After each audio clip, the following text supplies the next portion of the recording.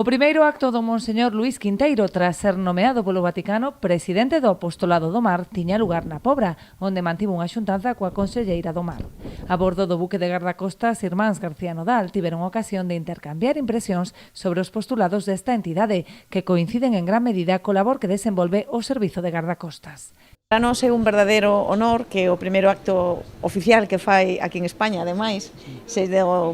don Luís Quinteiro, o bispo promotor do Apostolado do Mar, pois sexa aquí en Galicia, sexa nunha das nosas embarcacións de gardacostas e, sobre todo, que nos conte de primeira man pois esa labor importante que fai sobre o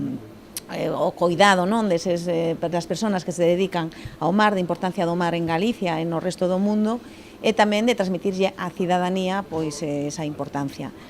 Labor que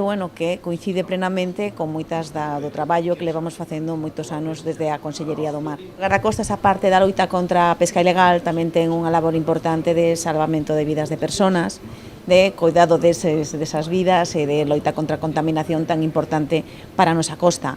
Coincide en moitas das cousas co que fai o Apostolado do Mar, que ao final é cuidar as persoas que se dedican ao mar, amparar a eses mariñeiros que ou ben son galegos e se dedican á actividade aquí en Galicia ou ben chegan de fora e hai que darlle ese amparo, esa axuda que moitas veces precisan as administracións e as entidades que nos encargamos desa labor, que temos esas funcións,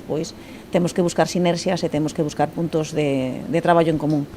O Apostolado do Mar, unha organización internacional nacida no seo da Igrexa Católica, ten por obxectivo prestar asistencia espiritual a xentes do mar, tanto traballadores como as súas familias, independentemente da súa religión. O Apostolado do Mar é unha institución que ata agora ten unha historia moi rica, pero a partir de agora o Papa León XIV quere dar un impulso novo, unha forza nova, porque a Igrexa dáse conta de que se alguén necesita unha axuda espiritual neste momento da historia son a xente do mar. As mulleres que traballan tamén, que están nas súas casas esperando e sustentando as vidas dos mariñeiros, e os mariñeiros de todos os niveis, non solamente pescadores, senón outros que están como maquinistas, outros que están como técnicos. O mundo do mar é un mundo dunha riqueza impresionante, pero tamén é un mundo con moitos problemas, con moitas persoas sufrindo, pasando mal, e a Igrexa quere estar con eles.